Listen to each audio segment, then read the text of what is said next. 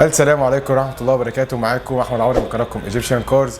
طبعا النهارده معانا اكليبس الفئة الأولى. احنا في معرض عبد الله للسيارات والمهندسين. سيب لكم تحت أرقام تليفونات بحيث لو أي حد حابب يشوف العربية أو يستفسر عنها.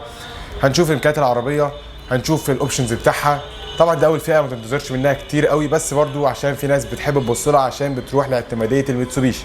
فهنبص العربية هنعرف كل تفاصيلها، فخليكم معانا لحد الآخر. يلا بينا نشوف العربية. ده كده شكل العربيه من قدام، طبعا بالليد بتاعها اللي شايفينه منور. في ناس تقول لي طب فين الفوانيس؟ اقول لك الفوانيس هي اللي تحت، طبعا بتبقى هالوجين، لكن الليد بيبقى هو ده اللي موجود هنا زي ما احنا ما شايفين، بيبقى الليد النهاري. ده شكل العربيه من قدام، هجوميه جدا بعلامه ميتسوبيشي الكبيره جدا اللي موجوده في النص. طبعا كل دي فتحات تهويه للموتور. العربيه دي بتيجي بموتور 1500 سي سي توربو. طبعا في الفئات العاليه بيبقى هنا في رادار او كاميرا اماميه، فطبعا كل ده بيفرق من فئه للتانيه. نيجي نبص على جنب العربيه، طبعا جنوطها سبور تو تون كلر، يعني الجنوط بتاعتها موجوده بلونين. الاشارات موجوده في المرايات من اول فئه. طبعا حجم المرايات كبير، ده شيء طبيعي في عربيه بالسعر ده يعني. طبعا هسيب لكم الاسعار كلها تحت في وصف الفيديو، تقدروا تبصوا عليها وهحدثها اول باول. العربيه كلها وان كلر، يعني هتلاقي ازرق فوق زي تحت، مفيش تو تون. في بعض الفئات ممكن يبقى تو تون كلر، اصلا العربيه دي اعلى فيها بيبقى دافع كل للعجلات، بس الفئه طبعا الاولى مش موجود فيها الاوبشن ده. مفيش فيها دخول بصمه، بيبقى الدخول بالمفتاح او عن طريق الريموت. ده شكل الريموت بتاع اول فئه. طبعا بيبقى ريموت بدائي جدا زي ما شايفين على ميتسوبيشي، مفيش فيه اي ابداع او اي حاجه عكس اللي بيجي في الفئات العاليه. بتختلف طبعا من اول الفئه الثالثه، بيختلف الريموت ده وبيختلف شكله. هنبص دلوقتي طبعا بعد شويه هنشوف العربيه من جوه اول فئه ايه اللي بيقدمها، وهل هو راديو ولا شاشه ولا ايه، كل ده هنعرفه دلوقتي بالتفصيل. نيجي نبص على ظهر العربيه من ورا او الفيس ليفت بقى. ده اللي يمكن التغيير الاكبر اللي حصل في العربيه، ان هم شالوا الليد اللي كان موجود في النص الكبير الاحمر، وادوا مساحه رؤيه كويسه قوي بالخلفيه. الاول كان ده مش موجود، الاول كانت في النص بيبقى موجود كده زي عتبه حمراء كانت مضايقه، او اسمى الازاز لنصين، فكانت بتضايقك في الرؤيه. لكن الفئه دي انا شايفها كويسه جدا في الشكل بتاعها الخلفي. الليدات بتاعتها زي ما شفنا، اوريها لكم برده. الليد بتاعها بيبقى منور بالكامل من ورا. طبعا ده لمبه الستوب فبتنور بالكامل لو انت دايس. ده الليد بتاع العربيه. طبعا لمبه الريفرس، وكلمه اكليبس كروس اللي موجوده تحت علامه الميتسوبيشي ده طبعا موجود. اول فئه كمان ما فيهاش كاميرا خلفيه، بيبقى موجود في الفئات الاعلى منها. فطبعا اول فئه انت ما تنتظرش منها كتير قوي يعني، بس دي للناس اللي بتفكر في الاعتماديه بتاعه العربيه. طبعا اريال شارك فين، اللي هو الاريال شبه اللي هو شارك كده من اول فئه، اللي هو مدمج اريال مدمج في العربيه من اول فئه.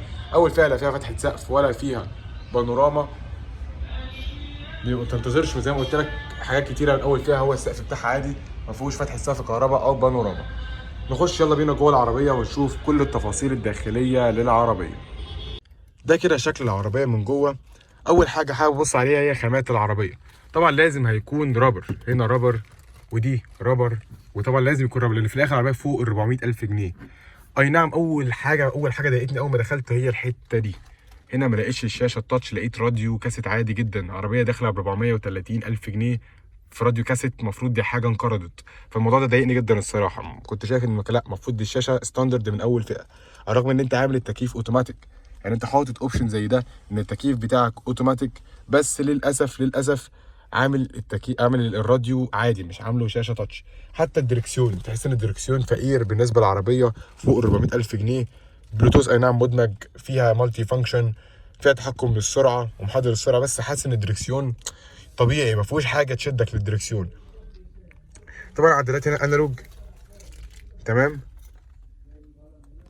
حتى حجم فرامل اليد كبير قوي، يعني انا حسيت ان هو ضخم كده في نفسه قوي، مش عارف، حسيت ان هو واخد مساحه كبيره قوي، عكس طبعا اول فئه من الفئه الثالثه ده بيبقى كهرباء، بيبقى تم مدمج في الحته دي كده يعني تقريبا، ان هم هنا حاطين دي بطبه.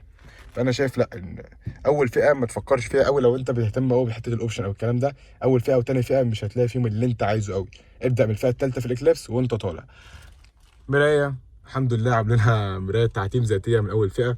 الاضاءات طبعا الداخليه هالوجين، فاعلى فئه المفروض يبقى ليد تمام.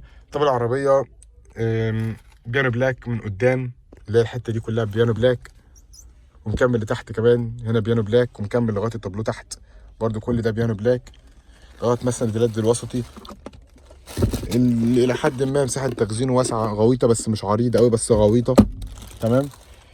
نشوف كده، نحاول ندور على العربيه، بس انا مش هدورها عشان احنا جوه المعرض من جوه، فانا هحاول بس ايه اديها بس باور كده. طبعا كلمه اكليبس كروبس اللي ظهرت قدامنا عدلات عاديه ديجيتال ما فيهاش اي حاجه. برضو الراديو والشاشته فقيره بس يعني شغال.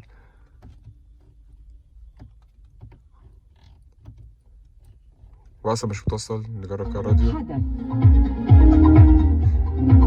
بس هو بصراحه ربنا ما في حاجه، والصوت حلو يعني بامانه. لما شغلته كده لو عليت شويه تكمل يعني ممكن تسمعوا معايا. القومي لمحافظه الوادي الجديد، وهي ذكرى وصول طلائع. لا صوته عالي، صوت السماعات بتاعها عالي جدا الصراحه وكويس.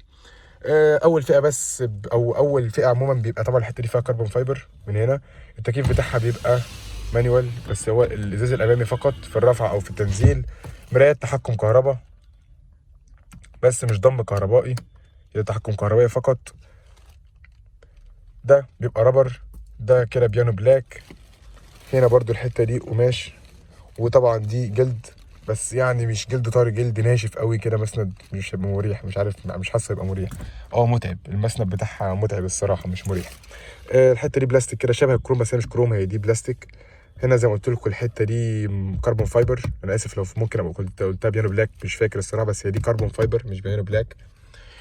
تحكم التكييف بتاعها، شاشه التكييف الصغيره دي تحكم فيها اوتوماتيك.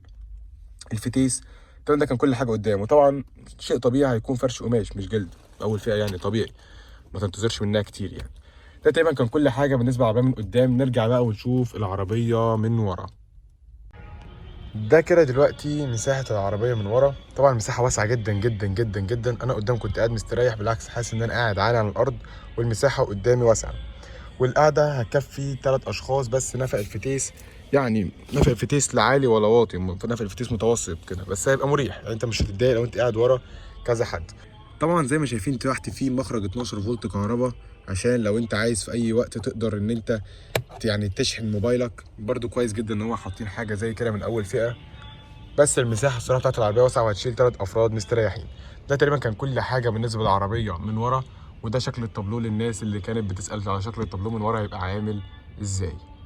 نرجع ونشوف مساحه الشنطه الخلفيه كبرت ولا زي ما هي.